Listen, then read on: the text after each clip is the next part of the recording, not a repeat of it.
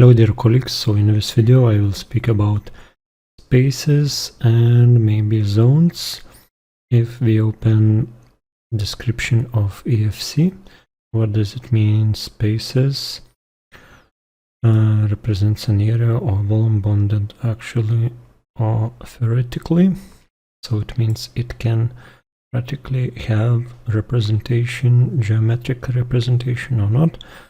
And similar we have the zones. So zones is a group of spaces, partial spaces or other zone. A zones does not have its own shape representation, so it also can have 3D object to represent it or not. In any case, let's see what kind of information we can implement for concept zoning or spaces. So here I found some layers from layer list.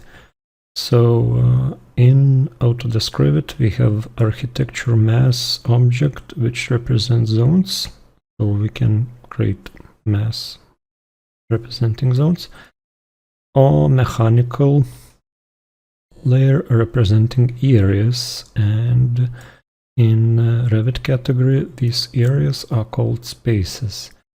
So both of these are representing some areas in the building. So for this example, let's try to create a space object. We have some dimensions, 6 meters and 7.2 meters, and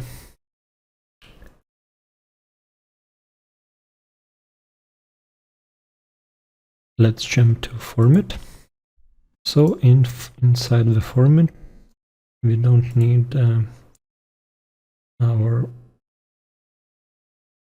objects, and also we don't need a satellite image, and in here I will put my building. Let's move trees a little bit. So in this model you can see more objects which was not shown in other videos. So here I put it a car model and a tree model, which looks much better than object which I created here. I think it looks nice, and you can find them in FormIt library or objects which are converted from Autodesk Revit to FormIt families. You can insert or create a link to your computer folder in which you have all these objects. So in here I have all these casework, cabinets, and here I have Revit symbols. So these objects are converted to FormIt objects. And let's look for a special folder, program cubes, and these cubes represents spaces or zones. So in this case I will look for the residential object, and I will put this cube inside my site project.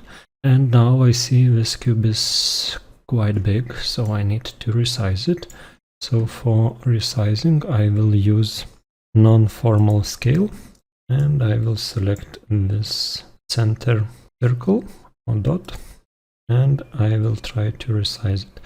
Now resizing, I can move it by hand or I can click the tab, but in this case the tab is changing the percentage. So instead of this one I click cancel and I click on this number and I write it will be 6 meters. I click on the side, or I can just directly go to another one.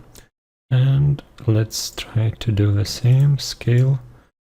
I click on this object, I click tab, I click cancel, I click on meters and write 7.2 meters. Okay, so let's resize the top part. Click here. Okay, let's click tab, cancel, and in this case for the height, let's say 5 meters. And I will go here and select my space layer.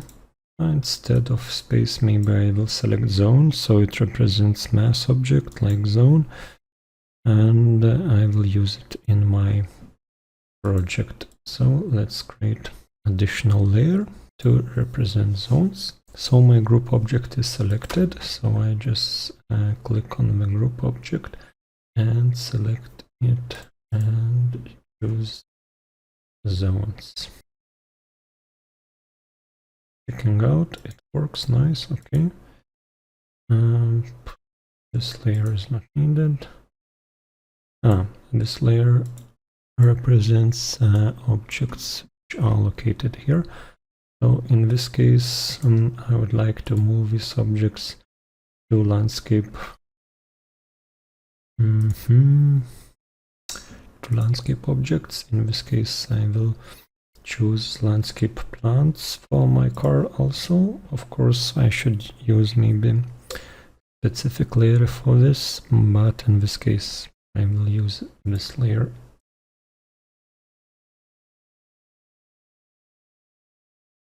And I can delete this layer. Okay.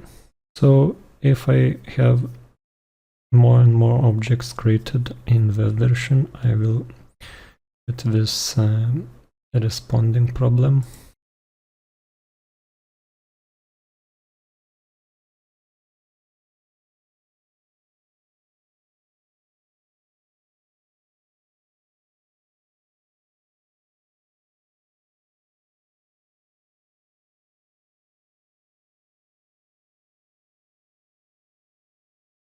And assign this one also.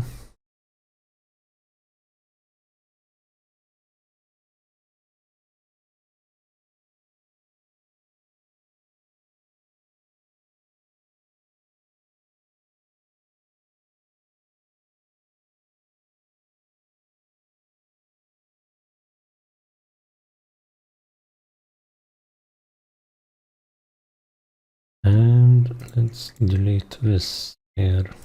Okay. Okay, so here I have specific material assigned to this object. And after I imported car element, so now I have a big mess here because a lot of materials are created for my car object. So it depends strictly if you create objects, insert objects from several sources, you can get a big mess here. And of course, grouping is not in this location, so you cannot group materials by objects, and it can be complicated to manage all the materials. Okay, so my object is created, and I can jump to next step. Group, okay, layer, okay, material, okay, and object created. And don't forget to save the progress, Ctrl S. Okay, so thank you for attention, and till next time, bye.